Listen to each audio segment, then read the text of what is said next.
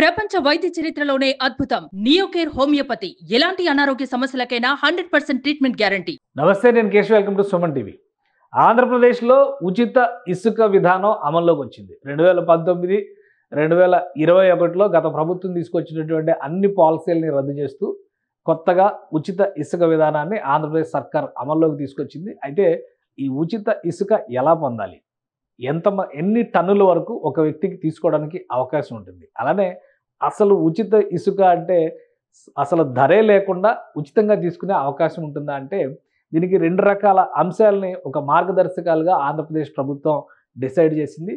ఆయా ప్రాంతాల్లో ఇసుక అందుబాటులో ఉన్నటువంటి వనరుల్ని దృష్టిలో ఉంచుకోవడం ద్వారా దానికి రవాణా సంబంధించి ఇతర పన్నులు, అలానే వాటిని తరలించేటువంటి సమయంలో కావాల్సినటువంటి ట్రాన్స్పోర్ట్ ఛార్జెస్, వీటన్నిటినీ కలిపి జిల్లా కమిటీల ఆధ్వర్యంలో ఒక ధరను నిర్ణయిస్తారు. అంటే ఇది 300 రూపాయల నుంచి కొన్ని చోట్ల, అంటే ఒక ట్రాక్టర్ ధర 300 రూపాయల నుంచి కొన్ని చోట్ల దూరాన్ని బట్టి 1200, 1500, 1600 రూపాయలు కూడా వెళుతున్నటువంటి పరిస్థితి ఉంది. అయితే గతంలో వైఎస్ఆర్సీపీ ప్రభుత్వం అమలు చేసిన విధానంతో పోల్చి చూస్తే ఇది కారు చౌకగా ఉన్నటువంటి సందర్భాలే అనేక జిల్లాల్లో కనిపిస్తున్నాయి.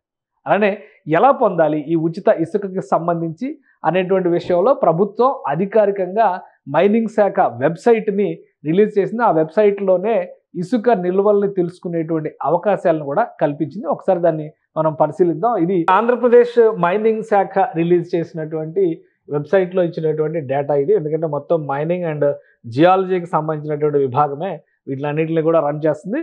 సో మొత్తంగా ఒక ప్రాంతంలో ఉన్నటువంటి వనరులన్నింటినీ కూడా ఒక చోటకి తీసుకొచ్చి ఇసుక రీచ్ల్ని ఏర్పాటు చేస్తున్నారు అధికారులు. ఆ ఇసుక రీచ్ల పర్యవేక్షణ బాధ్యత కూడా జిల్లా కలెక్టర్లకి అప్పగించారు. జిల్లా కలెక్టర్ ఆధ్వర్యంలో ఒక కమిటీ పనిచేస్తుంది. ఆ కమిటీ ధరను నిర్ణయిస్తుంది. అంటే ఉండేటువంటి దూరం, అలానే ఇసుక వనరుగా అవైలబిలిటీ ఉన్నటువంటి పరిస్థితి, దానిపైన పడుతున్నటువంటి పన్నులు, ట్రాన్స్పోర్ట్ ఛార్జెస్, ఇలాంటి అంశాలన్నిటినీ కలిపి ఒక వ్యక్తికి ఒక రోజుకి 20 టన్నుల వరకు ఇసుక తీసుకునేటువంటి వెసులుబాటుని ఆంధ్రప్రదేశ్ ప్రభుత్వం ఉచితంగా కల్పిస్తుంది. మిగతా ఈ పన్నులు, ఇతరత్ర ఛార్జీలకు సంబంధించినటువంటి అమౌంట్ ఎంత ఫిక్స్ అయితే అంత చెల్లించడానికి మాత్రం అవకాశం ఉంటుంది. ఇది ఈ సంస్థ ఇచ్చినటువంటి ఆంధ్రప్రదేశ్ ప్రభుత్వం department of mines and geology శాఖ ఇచ్చినటువంటి వెబ్సైట్ ఇది. దీనిలో డిస్ట్రిక్ట్ వైజ్ శాండ్ యార్డ్స్ అనేటువంటి ఒక కాలం పెట్టారు. దీనిలో ప్రతి చోట కూడా ఎక్కడ ఉదాహరణకి అల్లూరు సీతారామరాజు జిల్లా 2 చోట్ల స్టాక్ యార్డ్స్ ఉన్నాయి. అంటే అలానే బాపట్ల జిల్లా చూస్తే కనుక 6 చోట్ల స్టాక్ యార్డ్స్ ఉన్నాయి. చిత్తూరు జిల్లా 3 చోట్ల ఉన్నాయి. బిఆర్ అంబేద్కర్ కోనసీమ జిల్లాలో చూస్తే 7 చోట్ల ఉన్నాయి. ఈస్ట్ గోదావరి జిల్లాలో 11 చోట్ల ఉన్నాయి. ఏలూరు జిల్లాలో 3 చోట్ల ఉన్నాయి. గుంటూరు జిల్లాలో 5 చోట్ల ఉన్నాయి. అంటే అనకాపల్లిలో 2 చోట్ల, అనంతపురంలో 1 చోట. అంటే ఆ జిల్లాలో ఇసుక ఒక వనరుగా ఎంతవరకు అవైలబిలిటీ ఉంది, ముఖ్యంగా గదులకి సంబంధించి ఇసుక సేకరణ విషయంలో కూడా కొన్ని విధి విధానాలని మైనింగ్ శాఖ నిర్వచించింది. దాని ప్రకారమే ఇసుక సేకరణ జరపాల్సినటువంటి పరిస్థితి ఉంటుంది. సో ఈ అవైలబిలిటీని బట్టి మీకు దగ్గరలో ఉండేటువంటి ప్రాంతం, ఉదాహరణకి ఈస్ట్ గోదావరి జిల్లాలో 11 అంటే ఆ 11లో ఎక్కడెక్కడ ఎంతెంత ఉన్నాయి, దానికి సంబంధించినటువంటి ఛార్జీల జాబితాను కూడా ఇక్కడ రిలీజ్ చేసింది ఆంధ్రప్రదేశ్ ప్రభుత్వం. ఇది ఒకసారి చూద్దాం మనం. ఈస్ట్ గోదావరిలో ఒక ఫస్ట్ కొవ్వూరు మండలం చూస్తే కనుక దానికి సంబంధించి కుమారదేవం, ఇక్కడ చిడిపి ఆర్ కుమారదేవం స్టాక్ యార్డ్ నేమ్ అది పెట్టారు. అక్కడ ఎంత అవైలబిలిటీ ఉందంటే 36,051 మెట్రిక్ టన్నుల ఇసుక అవైలబిలిటీ ఉంది. అంటే ఆ పరిసర ప్రాంతాల్లో నిర్మాణాలు చేసుకునేటువంటి వాళ్ళ కోసం దాదాపు 36,051 మెట్రిక్ టన్నుల ఇసుక అందుబాటులో ఉంది. అలానే sand charges per metric ton ఇక్కడ డిసైడ్ చేసింది 270 రూపాయల కింద డిసైడ్ చేసింది జియాలజీ అండ్ మైన్స్ శాఖ. సో ఇది దాదాపు ఈస్ట్ గోదావరి జిల్లాలో ఉన్నటువంటి గోదావరి తీరం కాబట్టి ఇక్కడ ఇసుక వనరు ఎక్కువగా లభ్యత ఉంటుంది కాబట్టి దాదాపు అన్ని చోట్ల కూడా మనం గమనిస్తే అదే రేటు కనిపిస్తుంది. అవైలబిలిటీ అంటే స్టాక్ అవైలబిలిటీలో వేరియేషన్స్ ఉండొచ్చు. ఇక్కడ 52,000 ఉంది. అలానే ఇక్కడ 1,46,000 ఉంది. నిడదవోలు పరిధిలో చూస్తే కనుక 1,46,000 టన్నులు మెట్రిక్ టన్నులు ఉంది.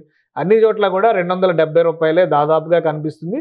చివరికి వచ్చేసరికి ఈస్ట్ గోదావరిలో కొవ్వూరు వార్డ్ 1, వార్డ్ 2 ఈ ప్రాంతాల్లో మాత్రం ఈ విలేజెస్ దగ్గర చూస్తే కనుక 7,500 టన్నులు మెట్రిక్ టన్నులు మాత్రమే ఉంది. 420 రూపాయల వరకు ఛార్జ్ చేస్తున్నటువంటి పరిస్థితి ఉంది. ఇది ఈస్ట్ గోదావరి జిల్లా అంటే కొత్తగా ఏర్పడినటువంటి జిల్లాలకు సంబంధించి ఒక జాబితా కాబట్టి ఈస్ట్ గోదావరి జిల్లా పరిధిలో ఇలా ఉన్నాయి ధరలు. అలానే మిగతా జిల్లాలు కూడా మనం చూద్దాం. ఎందుకంటే గోదావరి జిల్లాల్లో ఇసుక అవైలబిలిటీ ఎక్కువగా ఉంటుంది కాబట్టి అనంతపురం లాంటి జిల్లాల్లో ఎలాంటి పరిస్థితుల్లో ఉంది, అనంతపురంలో ఒకే ఒక్క రీచ్ ఉంది. సో ఇక్కడ ఉన్నటువంటిది అనంతపురం రాయదుర్గం ఏరియాలో ఉంది. ఇక్కడ 58,160 టన్నులు అవైలబిలిటీ ఉంది. కానీ ఇక్కడ 195 రూపాయలకే ఇసుక లభ్యమవుతున్నటువంటి పరిస్థితి అనంతపురం జిల్లాలో ఉంది. సో ఇలా ప్రతి జిల్లాకి సంబంధించి ఈ స్టాక్స్ అవైలబిలిటీ ఉండేలాగా అధికారులు జాగ్రత్తలు తీసుకున్నారు. ఎప్పటికప్పుడు దీన్ని ఆన్లైన్లో అప్డేట్ చేసేటువంటి ప్రయత్నం చేస్తున్నారు. జిల్లాల వారీగా మనం చూస్తే కనుక ప్రతి జిల్లాకి సంబంధించినటువంటి డేటా వస్తుంది. ఇందులో మొత్తం ఆంధ్రప్రదేశ్లో ఉన్నటువంటి 21 జిల్లాలకు సంబంధించినటువంటి డేటాని పొందుపరిచారు. వైఎస్ఆర్ కడప జిల్లాలో 11 స్టాక్ యార్డ్ పాయింట్స్ ఉన్నాయి. 11 చోట్ల దానికి సంబంధించినటువంటి ధరల పట్టికని ఇక్కడ అందుబాటులో పెట్టారు అధికారులు. ఈ ధరల నిర్ణయం మాత్రం అక్కడ ఏర్పాటు చేసినటువంటి జిల్లా కలెక్టర్ ఆధ్వర్యంలో ఏర్పాటు చేసినటువంటి కమిటీల ద్వారానే నిర్ణయం చేస్తున్నారు. కాబట్టి సో గతంలో లాగా ఎవరి దగ్గర స్టాక్ ఎక్కువ ఉంటే వాళ్ళు అక్కడ ఎక్కువ రేటు పెట్టుకోవడానికి అవకాశం లేకుండా స్టాక్ను బ్లాక్ మార్కెట్ చేసి ఇబ్బంది పెట్టేటువంటి పరిస్థితులు రాకుండా ఉండేందుకు జాగ్రత్తలు తీసుకుంటుంది రాష్ట్ర ప్రభుత్వం. సో ఇది మిగతా జిల్లాల్లో కూడా దాదాపు అదే పరిస్థితి ఉంది. కర్నూలు, ఎన్టీఆర్, పల్నాడు అన్ని చోట్ల కూడా ఎన్టీఆర్ జిల్లా, ప్రకాశం జిల్లా, పొట్టి శ్రీరాములు నెల్లూరు జిల్లా, విశాఖపట్నం జిల్లా, సో అన్ని జిల్లాలకి సంబంధించినటువంటి స్టాక్ లిస్ట్ని ఇక్కడ రాష్ట్ర ప్రభుత్వం మెయింటైన్ చేస్తుంది. ఎక్కడ చూసినా కానీ మీరు రేట్ వైజ్గా చూస్తే కనుక 277 రూపాయలు మెట్రిక్ టన్నుకి ఇక్కడ ఛార్జెస్ కనిపిస్తుంది. ఇవన్నీ కూడా శ్రీ సత్యసాయి జిల్లాకి సంబంధించినటువంటి ఇసుక రీచ్లు. అలానే ప్రకాశం జిల్లాకి సంబంధించినటువంటి ఇసుక రీచ్లు ఒకసారి చూద్దాం. ఇక్కడ కూడా 247 రూపాయలు మాత్రమే కనిపిస్తుంది. ఎన్టీఆర్ జిల్లాకు సంబంధించినటువంటి ఇసుక రీచ్లు చూస్తే 290 రూపాయలు కనిపిస్తుంది. అంటే విజయవాడ పరిసర ప్రాంతాలకు సంబంధించినటువంటి ఇది. మైలవరం ప్రాంతంలో చూస్తే 477 రూపాయలు కనిపిస్తుంది. ఇక్కడంతా కూడా ట్రాన్స్పోర్ట్ ఛార్జెస్, ఖర్చులు వీటిలన్నింటినీ దృష్టిలో పెట్టుకొని అక్కడ ఉన్నటువంటి కమిటీలు డిసైడ్ చేసినటువంటి ధరలు ఇవి. సో ఈ ధరల్ని యాజ్ ఇట్ ఈజ్గా ఫాలో అవ్వాల్సిందే అనేటువంటి మాట మైన్స్ అండ్ జియాలజీ శాఖ చెబుతుంది. ఒకవేళ దీన్ని ఎవరైనా ఉల్లంఘించి గనక ఆ ఇసుక తీసుకునేటువంటి క్రమంలో కూడా కొన్ని కండిషన్స్ని రాష్ట్ర ప్రభుత్వం పెట్టింది. ఆ కండిషన్స్ ఏంటంటే రోజుకి ఒక వ్యక్తికి 20 టన్నుల ఇసుక మాత్రమే తీసుకునేటువంటి సౌలభ్యం ఉంది. అలానే తీసుకున్నటువంటి ఇసుకని వేరొకరికి విక్రయించడం అనేది నేరంగా పరిగణిస్తుంది పాలసీ ప్రకారం చూస్తే. అంతకంటే అదనంగా సేకరించేటువంటి ప్రయత్నాలు చేస్తే కనుక ఖచ్చితంగా ఇబ్బంది పడాల్సినటువంటి పరిస్థితి ఉంటుంది.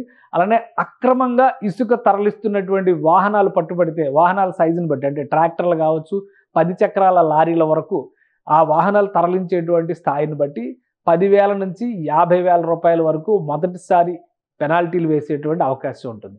అదే వెహికల్ కనుక మరొకసారి రెండవసారి కూడా ఇసుక తరలింపు చేస్తూ అక్రమ ఇసుక తరలింపు చేస్తూ పట్టుబడితే కనుక డబుల్ ఛార్జెస్, డబుల్ పెనాల్టీస్ వేసేటువంటి అవకాశం ఉంటుంది. అందుకనే ఆంధ్రప్రదేశ్లో నిర్మాణ రంగానికి ఊతం ఇచ్చేటువంటి క్రమంలో ప్రభుత్వం ఈ ఉచిత ఇసుక పాలసీని తీసుకొచ్చినట్టుగా చెప్తుంది. దీనికి సంబంధించి ఒక కాల్ సెంటర్ను కూడా ప్రభుత్వం ఏర్పాటు చేస్తుంది. సో ఈ నంబర్ల ద్వారా మీరు ఇసుకని బుకింగ్ చేసుకోవచ్చు. బుకింగ్ చేసుకుని ఇసుక రీచ్లకు వెళ్ళి కావాల్సినటువంటి ప్రదేశానికి ఇసుకను తీసుకెళ్లేందుకు ఒక వెసులుబాటు కల్పిస్తున్నారు. ఇందులో కనుక అవకతవకలకి పాల్పడితే నిర్దాక్షిణ్యంగా కఠిన చర్యలు ఉంటాయని ఏపీ సర్కార్ హెచ్చరిస్తోంది. సో ఈ ఉచిత ఇసుక పాలసీ వచ్చిన తర్వాత ఏపీలో నిర్మాణ రంగంలో కొంత ఊపు వస్తుందనేటువంటి ఆలోచన చేస్తున్నారు. ఈ పరిణామాలు ఎంతవరకు కలిసి వస్తాయో వేచి చూడాలి. సుమన్ టీవీలో మీ పర్సనల్ అండ్ బిజినెస్ ప్రమోషన్స్ కోసం కింది నెంబర్కి కాంటాక్ట్ చేయండి.